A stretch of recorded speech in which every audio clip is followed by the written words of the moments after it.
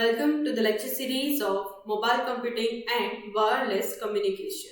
I am an instructor, Miss Alparapana. So today we are again continuing with our topic, that is GSM. So we will learn in GSM addresses and identifiers, and thereafter GSM services. So first of all, GSM and addresses and identifiers.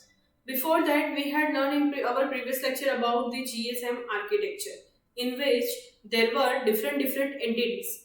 So from that entities, what data we are storing and how to identify our mobile station in our DSC, MSC at whatever place. That will be according to this addresses and identifiers.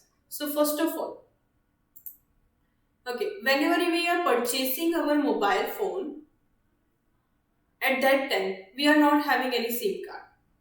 Okay, so first of all we will go to any the operator's station, and at there we are purchasing our SIM card. Now that SIM card is having some number. Okay, there are two numbers. First number is SIM number and second number is IMSI number. Now that IMSI number is International Mobile Subscriber Identity. This number is stored in the HLR of your home MSC. Now this number is very much of important for your operator to identify the subscriber uniquely. So it is, we can say, a primary key of the database of your subscriber. And this particular number will be only between the user, the subscriber, and the operator. So basically this number is uniquely identification of your SIM card. So this number is valid. If this is valid number, then only we can use our SIM card. So next, for example, this is one example of IMSI number in which first 3 decimal digit is mobile country code. Then after, which is for 404 for our India. Next one is mobile network code. So 2 decimal digit will be of the mobile network code. Suppose for Ahmedabad and in India, the Airtel operator is having a mobile network code as 98. So it is 98. And then after, mobile subscriber identification number, that is MSIN, that will be 10 digit or more. So combining these all parts, we are having one uniquely identification number, IMSI number. Next one, IMEI number, that is International Mobile Mobile Station Equipment Identity, IMEI number. So whenever we are purchasing our mobile phone, that mobile phone must be manufactured and at any factory, right? So that manufacturer will assign one unique identification number, and that number is your IMEI. Suppose you are having 2 SIM card slot, then you will have 2 IMEI number. How to identify or how to find out the IMEI number? You can find out your IMEI number directly by *#06#. If you type this and call it, it will return you the IMEI number of your mobile device. This IMEI number will be stored in EIR of your operator's database. Whatever your operator is, you have purchased your SIM card, it will be stored that IMEI number to that operator's database. Secondly, this IMEI number is unique to uniquely identify your mobile device. Okay, and this IMEI number will also be stored in the HLR of your home location register. So the parts of this IMEI number, first of all, that will be the type approval code of 6 decimal digit, then after the final assembly code of 6 decimal digit, and then after the serial number of 6 decimal digit. Suppose a spare 1 decimal place is there, we are now have developed many mobile phones, and in future we will develop many mobile phones. So this one spare number. Okay, combining these all numbers, we are getting the IMEI number. Now next one is a MSISDN number. Now this is Mobile Station Integrated Subscriber Digital Network, MSISDN number. This number is basically a public number which we are using for calling purpose of any friend and family member. Likewise, this number is public. So if someone is asking for my number, then I am giving MSISDN number, not IMSI number. Okay, so whenever your call is forwarded, it will be forwarded to your MSISDN number. Anyone is calling on your MSISDN number, and internal functionality will be provided by IMSI number. So this is also unique. So the structure of MSISDN number is, first of all, the country code. It will be varies from 1 to 3 digit. Then after the national destination code, that will be of 2 to 3 decimal digit. Then after the subscriber number, SN, that will be of maximum 10 decimal digit. Okay, so this is what any of your MSISDN number.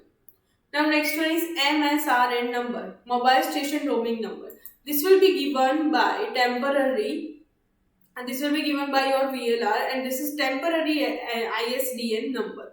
Okay, this MSRN number will be used in a call routing. Okay, and this is a temporary number, kind of MSISDN number to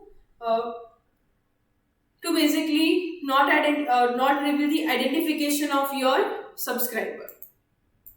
It is having the same structure, the country code, the national destination code, and the subscriber number, that all will be given by your VLR at whatever visitor or foreign network you are there.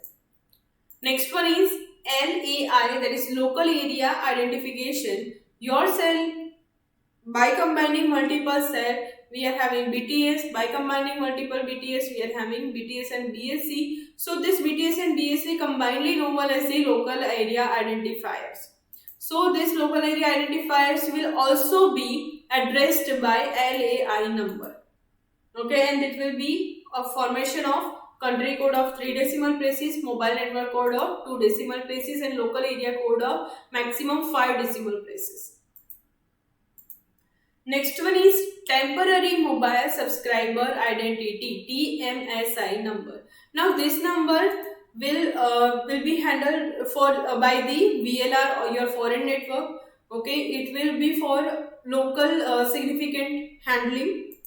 Okay, we are storing this number in a VLR, and we are not sending this number to your HLR. Okay, this number will be specifically for VLR, TMSI number, and we are not sending this number to HLR. So next one is LMSI number, that is local mobile subscriber identity, and this number is nothing, just like your IMSI numbers is a primary key of HLR database, same as your LMSI number is a primary key of your VLR database. So to uniquely identify any subscriber in a foreign network in a VLR, we can use the LMSI number, and LMSI number will be stored to the HLR of the home network. Now next one is cell identifier. As I have told you that each and every hexagonal box will also be identified, and that will be identified according to the cell identifier. And that cell identifier will be of the maximum 2 by 8 bits. So these all are the GSM addresses. Now next topic is GSM services. There are basically 3 types of services which is provided by the GSM. First, barrier service, second, tally service, and third, supplementary service. So first of all, we are looking for the barrier service. Barrier service permits a transparent and non-transparent, synchronous and non-synchronous, asynchronous data transmission. So basically, the transparent service is basically working on a physical layer, and for error correction, we are using forward error control mechanism, forward error correction mechanism. Next, non-transparent barrier service, it is basically used at layer 2 and layer 3, and it is using RLP, okay, radio link protocol, for flow control and error control. Next one is tele services. So first tele service is telephone service, in which we are transferring our voice data from caller to callee, and it can be of digital data of through 3.1 kilohertz of analog data also. It firstly we are coding our data from the caller side and we are decoding the data at the receiver side. So this all mechanism is also provided by the GSM.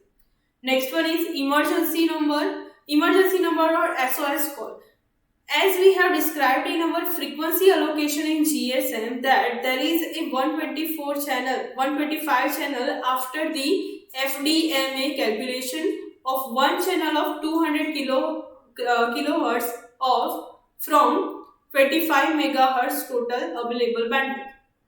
Okay, so total we are having 125 channels, but one channel is separated and that channel will be used for this emergency number. Next one is SMS, that is short message service. SMS, as we all know that we are having maximum 16 characters message transmission, okay, without internet, and that is what, nothing, 160 characters message transmission, that is what, SMS, short message service. Next one is EMS, that is enhanced message service, that will be of maximum 760 characters. Okay, it can also add animated pictures and small images and ringtones also. Next one is multimedia messages service, that is MMS. We can send short video clips and connection phones and small images, all the information. Next one is group 3 fax. We can send a fax information with the ITUT standard accordingly.